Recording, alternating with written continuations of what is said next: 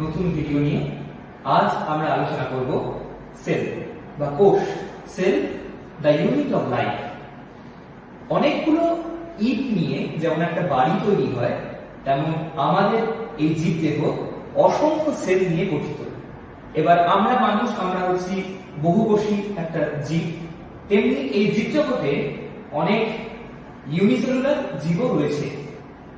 একটা জীবদেহ অনেকগুলো কোষ নিয়ে গঠিত। এবার এই কোষ কি দিয়ে তৈরি? না, বিভিন্ন কোষীয় অঙ্গাণু দিয়ে আমাদের এই কোষ গঠিত। আজ আমরা সেই সমস্ত কোষীয় অঙ্গাণু যেগুলো প্রধানত কোষকে পরিপূর্ণতা লাভ করায়, তাদেরকে নিয়ে আমরা আজকে ডিটেইলসে আলোচনা করব। প্রত্যেকটা কোষ অঙ্গাণু সম্পর্কে আমরা আজকে পড়ব, আজকে আমরা জানব। তাহলে কোষ কোষ কি না, কোষ একটা প্রকোষ্ঠ। একটা প্রকোষ্ঠের একটা প্রাচীর থাকে, যা দ্বারা ওই প্রকোষ্ঠটা সুরক্ষিত হয়। তেমনি কোষেরও একটা এনভেলপ বা আবরণী রয়েছে, যার মাধ্যমে ওই কোষটা সেফ থাকে, সুরক্ষিত থাকে। এবার আমরা যদি উৎপত্তিগতভাবে প্রাণী কোষ এবং উদ্ভিদ কোষ, এই দুটো কোষের দিকে তাকাই, তাহলে আমরা দেখতে পাবো এদের যে সেল এনভেলপ বা কোষ আবরণী, সেটা কিন্তু আলাদা আলাদা হয়। প্রাণী কোষের ক্ষেত্রে শুধুমাত্র কোষ পর্দা উপস্থিত থাকে, এক্ষেত্রে কোনো কোষ প্রাচীর থাকে না। কিন্তু উদ্ভিদ ক্ষেত্রে, মানে উদ্ভিদ কোষে আমরা দুটো আবরণী বা এনভেলপ দেখতে পাই। যদি আমি বাইরের দিক থেকে ভেতরের দিকে বলি, তাহলে প্রথমে হচ্ছে কোষ প্রাচীর, তারপরে হচ্ছে কোষ পর্দা। আমরা আজ প্রথমে এই কোষ প্রাচীরকে নিয়ে আলোচনা করব। তাহলে শুরু করা যাক আজকের আমাদের এই ক্লাস।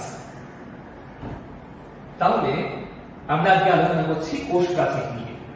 কোষ প্রাচীর কি? কোষ প্রাচীর হচ্ছে, কোষ প্রাচীর সম্পর্কে কয়েকটা পয়েন্ট আমরা প্রথমে জানবো। প্রথম হচ্ছে এটা মৃত বা ডেড, এটা সজীব নয় কোষ পর্দার মতো। সেকেন্ড কি? সেকেন্ড, এটা দৃঢ়, পুরু এবং স্থিতিস্থাপক। থার্ড পয়েন্ট কি? থার্ড পয়েন্ট হচ্ছে এটা আমাদের কোষকে একটা আকৃতি প্রদান করে।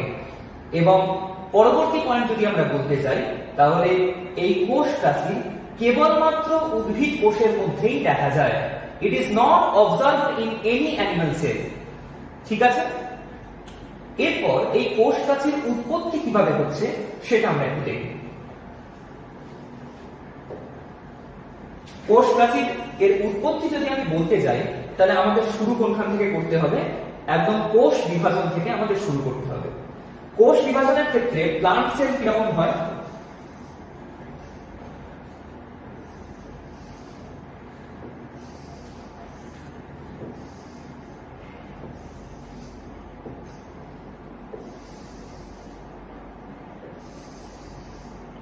এটা যদি একটা প্লান্ট সেল হয়, তাহলে আমাদের ক্যারিওকাইনেসিসের শেষে, মানে যখন টেলোফেজ দশা সম্পন্ন হয়, তখন কি হয়? একটা মাতৃকোষ থেকে দুটো অপত্য কোষ সৃষ্টি হয়। সৃষ্টি হয়ে তারা কি করে না, দুটো অপোজিট পোলে বা দুই বিপরীত মেরুতে, কোষের দুই বিপরীত মেরুতে অবস্থান করে। তাহলে আমরা প্রথমেই দুটো অপত্য কোষ এঁকে নেব। এ একটা অপত্য কোষ, এ একটা অপত্য কোষ। এদের মধ্যে ক্রোমোজোম রয়েছে, নিউক্লিওলাস রয়েছে, হয়ে এরা দুটো অপোজিট পোলে অবস্থান করছে। এরপর কোষ বিভাজনে ক্যারিওকাইনেসিসের পর কি হয়? সাইটোকাইনেসিস। সাইটোকাইনেসিস উদ্ভিদ এবং প্রাণী কোষ দুটো কোষে আলাদা আলাদা ভাবে সম্পন্ন হয়। যদি আমি উদ্ভিদ কোষের ক্ষেত্রে বলি, তাহলে সেটা কোষ পাক বা সেল প্লেট গঠনের মাধ্যমে হয়। আর যদি প্রাণী কোষের ক্ষেত্রে আমরা বলি, তাহলে সেটা ক্লিভেজ বা ফারো পদ্ধতিতে হয়। উদ্ভিদ কোষের ক্ষেত্রে এই যে কোষ পাক গঠনের মাধ্যমে সাইটোকাইনেসিস হয়, এটা হয় সেন্টার টু পেরিফেরি। আর প্রাণী কোষের মধ্যে পেরিফেরি টু সেন্টার, মানে উদ্ভিদ কোষের মধ্যে কেন্দ্র থেকে পরিধির দিকে যায়, আর প্রাণী কোষের মধ্যে পরিধি থেকে কেন্দ্রের দিকে সাইটোকাইনেসিসটা হয়। প্রথমে এটা একটা প্লান্ট সেল, এখানে সাইটোকাইনেসিস কিভাবে হবে? নিশ্চয়ই আগে কেন্দ্রের মধ্যে কিছু জিনিস এসে জমা হবে, সেটা ধীরে ধীরে ইলংগেট করবে পেরিফেরির দিকে। প্রথমে এখানে কিছু ইয়ার এবং গলজি ভেসিকল এসে জমা হবে।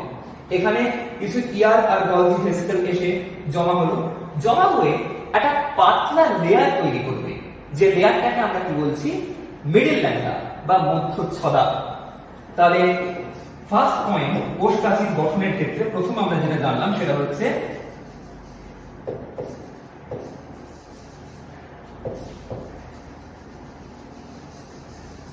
মিডল ল্যামেলা বা মধ্যচ্ছদা। মিডল ল্যামেলাটা কি হয়?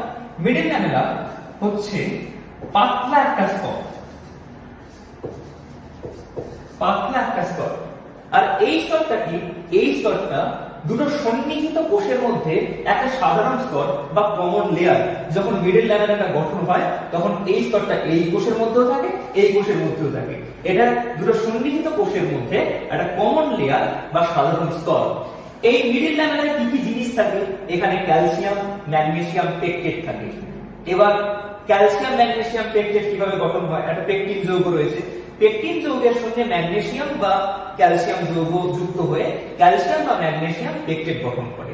এবার এই পেকটিন যৌগটা কি না, আমরা যদি কোনো ফল দেখি তাহলে ফলের যে ফলের ত্বকের যে কোষপ্রাচীর রয়েছে সেই কোষপ্রাচীরে পেকটিন যৌগটা থাকে। এবার যদি সেই পেকটিন যৌগটা দ্রবীভূত হয়ে যায় তাহলে যে কাঁচা ফলটা ছিল সেটা পাকা হয় বা অনেকটা নরম হয়ে যায়। যদি সেটা পরবর্তী ক্ষেত্রে আরো দ্রবীভূত হয় ফলের ত্বকের মধ্যে তাহলে সেই ফলটা আরো নরম হয়ে যায়। এইভাবে পেকটিন যৌগ ফলের মধ্যে থাকে। তা প্রথমে আমরা এটা জানলাম যে মিডল ল্যামেলা গঠন হলো। মিডল ল্যামেলায় কি থাকে বললাম? মিডল ল্যামেলায় ক্যালসিয়াম, ম্যাগনেসিয়াম, পেকটেট ইত্যাদি থাকে। মিডল ল্যামেলা সম্পর্কে আরেকটা তথ্য, এটা হচ্ছে অপটিক্যালি ইনঅ্যাক্টিভ বা আলোক নিষ্ক্রিয়।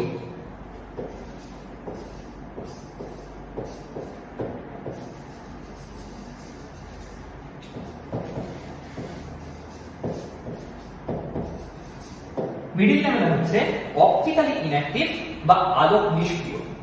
বোঝা গেল? এরপর এই যে ইয়ার এবং গলজি ভেসিকল এসে জমা হলো, এখানে কিছু ফ্র্যাগমোপ্লাস্ট গ্র্যানিউল এসে জমা হয়। কি জমা হয়? এখানে কিছু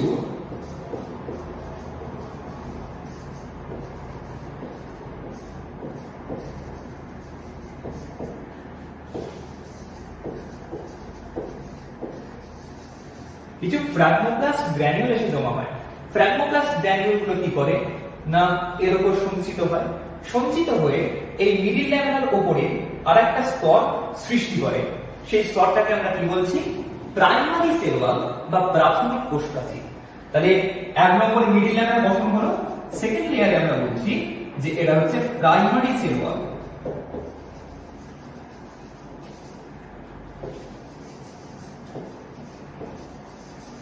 প্রাইমারি সেল ওয়াল বা প্রাথমিক কোষপ্রাচীর। প্রাইমারি সেল ওয়ালে কি থাকে? প্রাইমারি সেল ওয়ালে সেলুলোজ থাকে,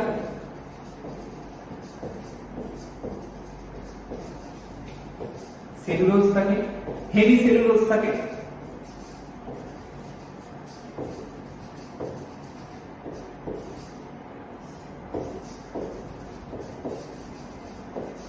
কিছু সুবেরিন টাইপের জিনিস থাকে,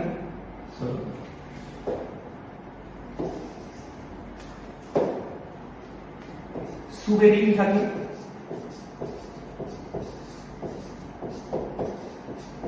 লিগনিন থাকে,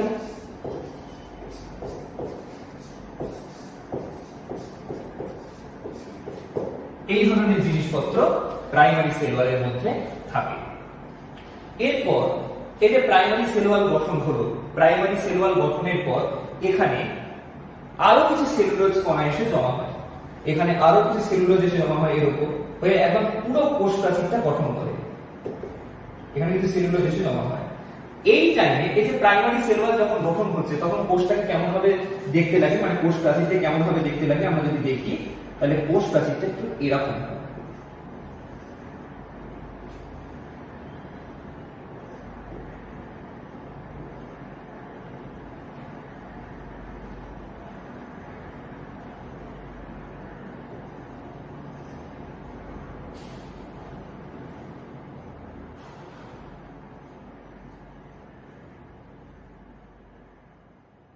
এরকম দেখতে লাগে।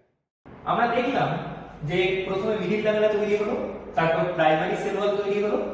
এরপর আমরা দেখতে পাবো যে সেকেন্ডারি সেল ওয়াল বা গৌণ কোষপ্রাচীর তৈরি হচ্ছে। এই গৌণ কোষ প্রাচীর কিভাবে তৈরি হয়, না এই যে প্রাথমিক সেল ওয়াল তৈরি হয়েছে, এর উপর আরো সেলুলোজ হেমিসেলুলোজ এগুলো যুক্ত হয়ে আমাদের সেকেন্ডারি সেল ওয়াল বা গৌণ কোষ প্রাচীর গঠন করে। তাহলে থার্ড আমরা কি দেখলাম, সেকেন্ডারি সেল ওয়াল।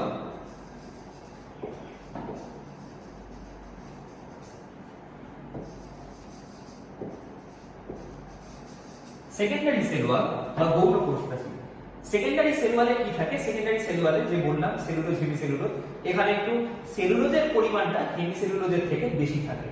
আর এই সেকেন্ডারি সেল ওয়ালের মধ্যে আমরা তিনটে সাব লেয়ার দেখতে পাই। যদি বাইরের দিক থেকে ভেতরের দিকে বলি সেই লেয়ারগুলো, একটা হচ্ছে S1, একটা হচ্ছে S2, একটা হচ্ছে S3। এই তিনটে লেয়ার আমরা দেখতে পাই। মিডিল লেভেল হয়ে গেল, প্রাইমারি সেল ওয়াল হয়ে গেল, সেকেন্ডারি সেল ওয়াল হয়ে গেল। আরো এক ধরনের সেল ওয়াল দেখা যায় যাকে বলা হয় টারশারি সেল ওয়াল। আরো এক ধরনের সেল ওয়াল, এটা 4 নম্বর, এটাকে হচ্ছে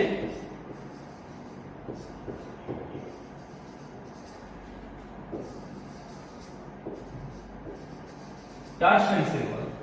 টারশারি সেল ওয়াল বা প্রগৌণ কোষ প্রাচীর। এই টারশারি সেল ওয়াল মূলত জাইলাম দ্বারা গঠিত। টারশারি সেল ওয়াল মূলত জাইলাম দ্বারা গঠিত।